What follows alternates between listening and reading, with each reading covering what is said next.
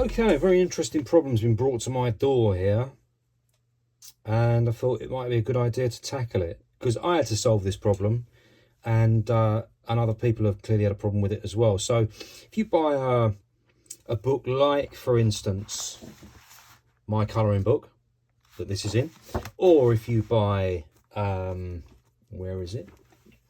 It's here somewhere. Here it is. Right. Oh God, hang on. My current B4D. Not done. I've only got a couple of pieces in there, so I'm not going to show you the insides. If you buy these though, I'll tell you what I will show you.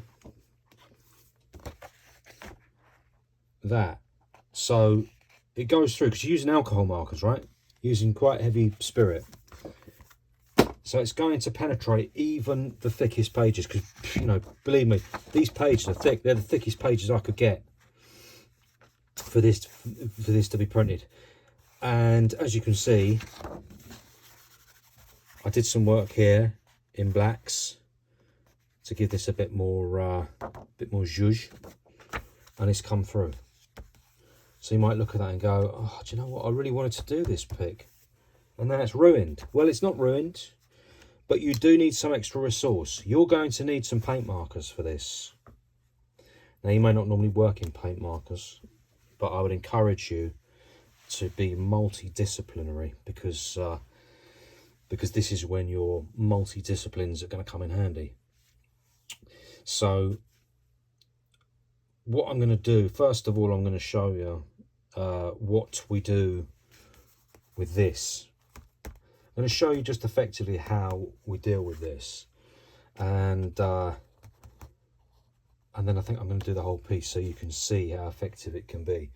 So just to kick off with, let's show you what to do here. Now, ultimately, I'm probably gonna what am I gonna do? Okay, that's too dark. All right. For the sake of argument, let's work in pink. If I can find a good one. That's empty. That's empty. Crikey! I tell you what, some of my colours need refills. Refills soon. Okay, bit of a swatch. Let's look. Yeah, nice. That will do nicely. So what I want to do, I want this plane to be white. I want this plane to be this pink. This plane here. So let's hit it with this. So this is a Molotov paint marker I'm working with here, which is what we call opaque. For those of you who are unfamiliar with that term, opaque just means it's completely solid. You can't see any light through it at all. It's in no way translucent or transparent. It will cover, technically, in theory, anything underneath it, which is why I'm being careful going around the edges of this, because while the edges will be a bit messy, I can go over the edges again, and you will need to, by the way. I can go around the edges again with a black once I'm done.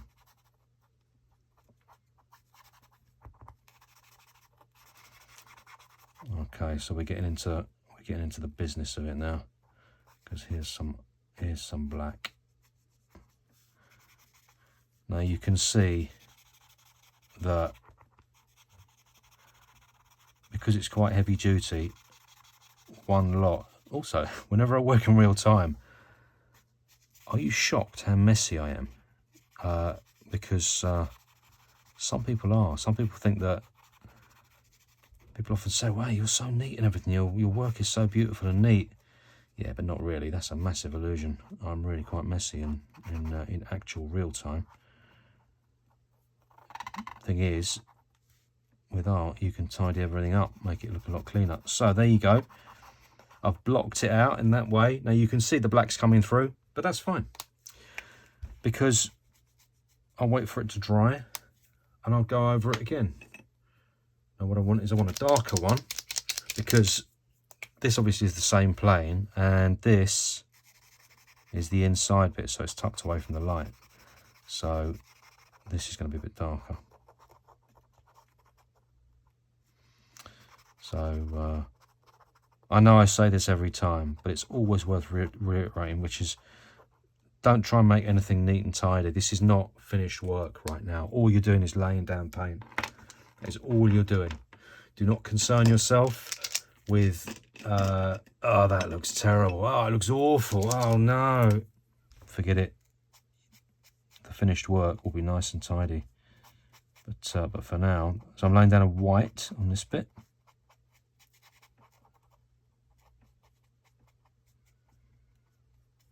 But you see how effective paint markers are for just covering this. Just goes over, it's fine. Just blitz it. There you go, I'll blitz that bit as well.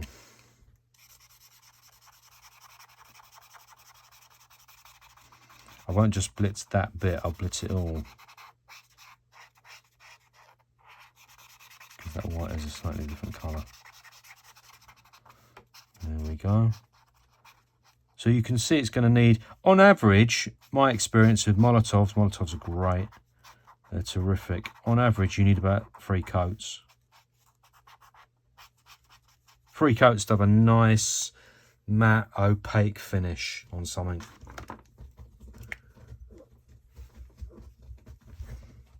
And then what I'll do is peak the same colour. There we go.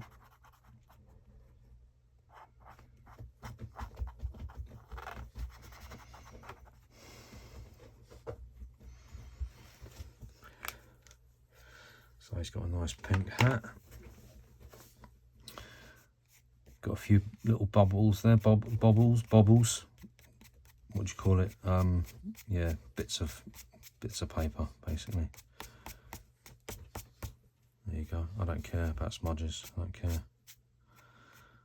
I couldn't care less, and I recommend you take the same kind of attitude as me. So you can see the black there's all been eaten into, but the fact is that when this is all finished and all done and all dry, I just go over the black again, and it's all nice and lovely. It's all perfect.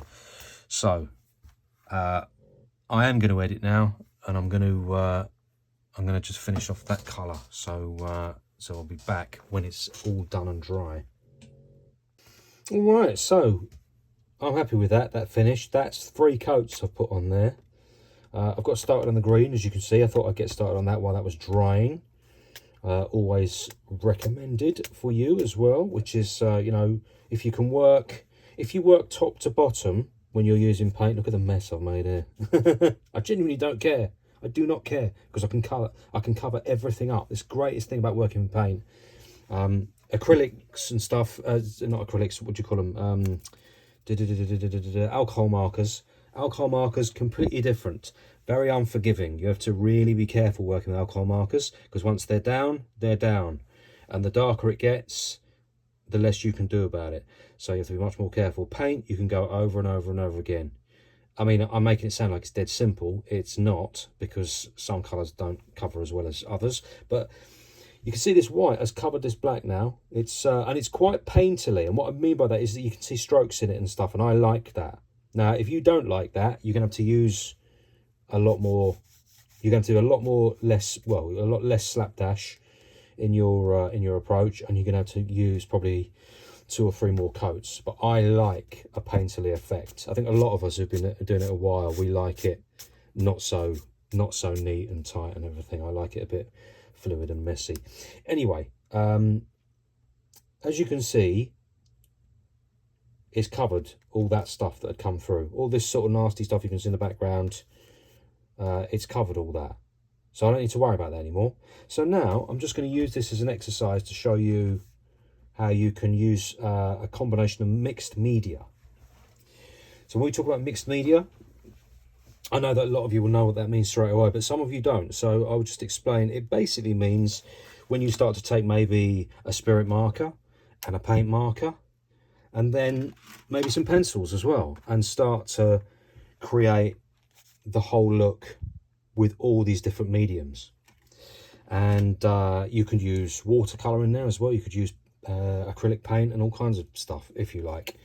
Use whatever you like. In mixed media, that's the name of the game. You mix up the media.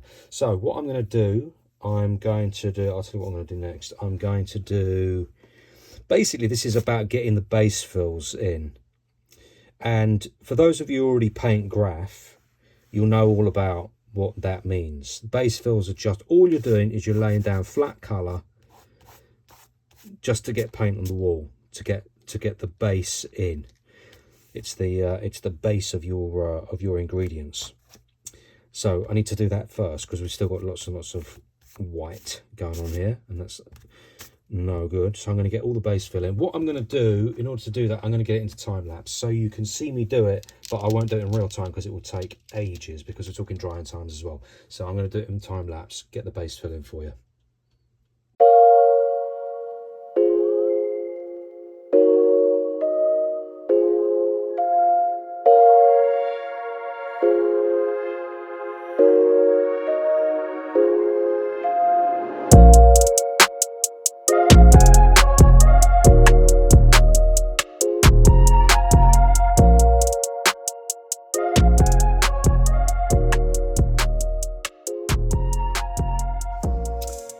Okay, so we've got most of our base fill down now.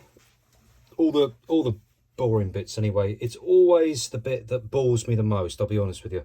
It's also the bit that I dislike the most because it's so messy. And contrary to popular belief, I'm not. Yeah, obviously I'm a really messy person, but I don't like mess. I like the order that comes out of it. So it does sort of offend my sensibility to see how messy this is. You can probably see the big sort of paper burrs all over it that are drying right now. It's all over the lines. It's all, you know, this will all be kind of beautifully tidied up and nice when I've finished. Now you can see I've gone for this dirty kind of greeny yellow dirty colour as a secondary light here, because it just works so well with the green of his face, and also it sort of hugely contrasts with the pink of his outfit, of his little ghetto prince outfit. So so I thought that'd be quite a nice choice. I've started to add tiny bits of shadow down here. The reason that's still a bit of base fill for me is because I didn't want to just sort of, I know where these shadows go, so I don't want to just sort of blitz it all with a base colour. I just thought I'm just going to put them in, and they're not quite in the right place yet or anything, but they're not far off. And now I've got to decide, basically I've got to decide whether I want to do another base fill, as in do I want to put more coats on, or do I like it like that? Because I quite like it a bit rough and ready. After it's all beautifully finished and everything, rough and ready is quite nice. Or do I want to just slap another coat on? And I reckon, actually, for the sake of offending people's sensibilities, I should probably put another coat on.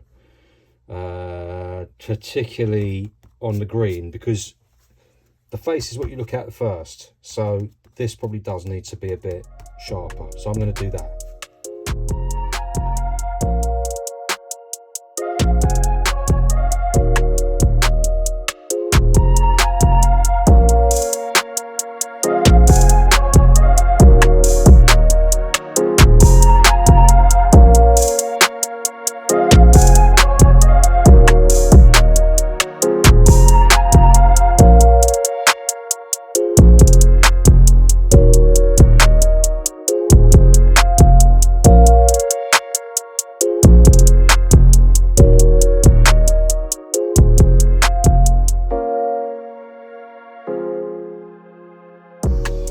So I've got some base shading in now. As you can see, I've slapped it in a general idea to sort of get an idea where it is, just to give me an idea where it is. Because what I need to do now, do exactly the same as I'm working the character on the wall with paint markers. I will begin to cut. I'll begin to cut it with my lighter colour. Go back in with the lighter colour, cut it about, make it a bit more defined, tidy it all up, and generally get a lot happier with it. So let's do that now.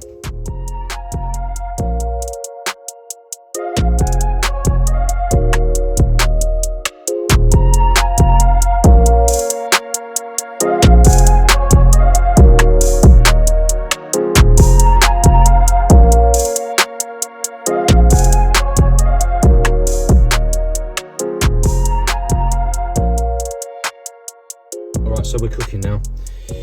I've put little highlights in, I've put low light shading in, I've started to put some of the black lines in as well. You probably noticed at that time, but I was putting black lines in to define it a little bit. Now what I'm going to do, because I'm just working on this bit for you so you can really see what I'm up to here, I'm going to start putting a bit of pencil in and just hope that my pencil works, because I don't know if it will work with the colour or not, because I've not colour tested it, so it might not work. Maybe I'll do that in real time just to show you. So I've got, this is the pencil I've got. It's this green. Now it could very well be that, let's have a look, what can I do with that? So that's about as heavy as it will go. It doesn't look like a brilliant match initially, but it might be enough. Yeah, that's not bad, because what I'm looking to do is break up solid lines. I don't want these big solid lines in there because they're not very useful to me. That's not bad, but I just wonder if it will work if it goes into the lighter green, and will it work? It's on these bits here really. Can I get it to fade into there? Looks like it might actually. It looks like it might just work. All right, okay, let's give it a go.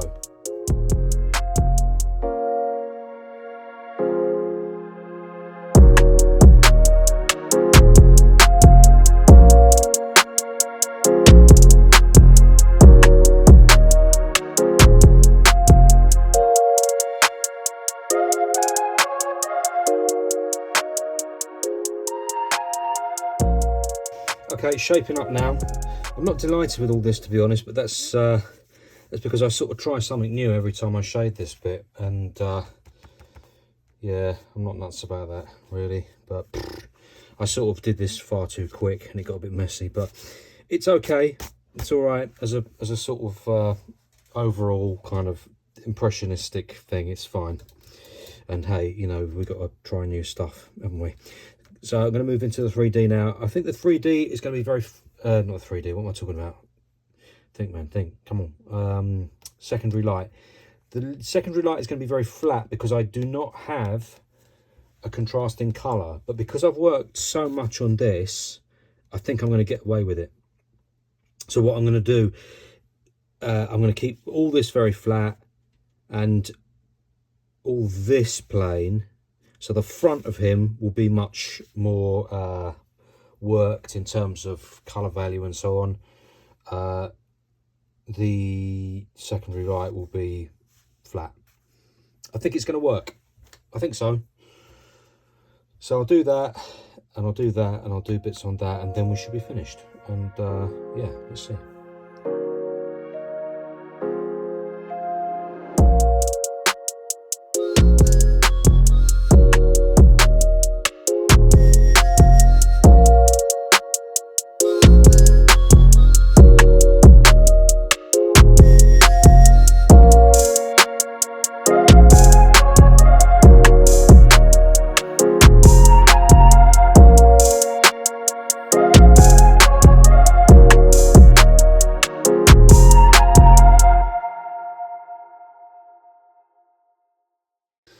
Okay, so that's it. I've pretty much done that. I mean, you can see that there's messy bits that I've not done. I'm just keeping my pen now. There's bits that I haven't done, like, you know, this sort of stuff that can be blacked in afterwards. I mean, you know, if you're very picky, you know, there's bits that I've only put one coat on over there, so they're not particularly enormously opaque. You can see how much the paper's warped just there. Well, maybe you can't. It's warped a little bit there because of the amount of paint on it. But I don't really care about any of that sort of stuff. I quite like it, a bit rough and ready. Also, this is not what I'd call a showpiece. This is a nice sort of experimental piece, really. Got to change it up every now and again. You know, try and experiment. Try different stuff. I think one of the things one of the traps we all fall into when we first begin is we want to get it perfect. Yeah, we want to get it so it looks like that sort of, that idea of perfection that we have in our mind. And it's not very interesting, that, in many ways. In fact, the more perfect you get, this is a contentious point, particularly in graphic art, but the more perfect it gets, the more boring it gets, really. And there's something very nice about a piece which is a bit rough around the edges, I think. Look at someone like, I can never know how she pronounces her name, Hiracut or Hirocut, or someone like that, whose work is designed to be rough. It's designed to be rough and deliberately imperfect. And yeah, there's a lot to be said for it. There's a lot to recommend it. And you know, I'd encourage you to, you know, because I'm not just making a mess. I'm making a mess, then I'm cutting it back and refining it a little bit. And as long as it's to do with the overall effect, art is always to do with the overall effect. It's that initial look that gets you. When you look at an object and it does something to you, and you see it, and it either excites you or it fails to excite you, and hopefully something like this is enough to grab you and kind of go, oof, God, you know, because you've got the contrast. First, you've got contrasting colours. Well, you like these colours or not, and I don't particularly, to be honest. I don't like putting pinks and greens together, but it's a nice contrast. Then you've got the big secondary light source, and it's a flat source as well. I don't often do a flat light source, but I honestly don't have another colour to complement it, which is why I've done it flat. But I think it quite works. It works because it's contrasted with a much fleshier plane on this side, a sort of front plane, if you like, on this side, that I've done a lot more to. Got low lights, highlights, different tonalities in there, different colour values. I'm not delighted with how this came out, because I tried something new on that and it wasn't fabulous, but never mind. Yeah, and other than that, it was quite enjoyable, really. But there you go. There's a few sort of few hints and tips to do your work with using mixed media, because I've used paint markers, I've used alcohol markers, I've used pencil, I've used, where is it, permanent archival ink in the form of Pigma Graphics, I've used fine liner. So I've used a whole load of stuff on that to try to get the desired effect. There are no rules, you just got to mash it up, see what you can get. I'm always a big fan of leaving stuff rough around the edges as well. I always quite like doing that. But, you know, try stuff out for yourself, see what you can do. And, yeah, have a bit of fun with it. Let me know how you get on.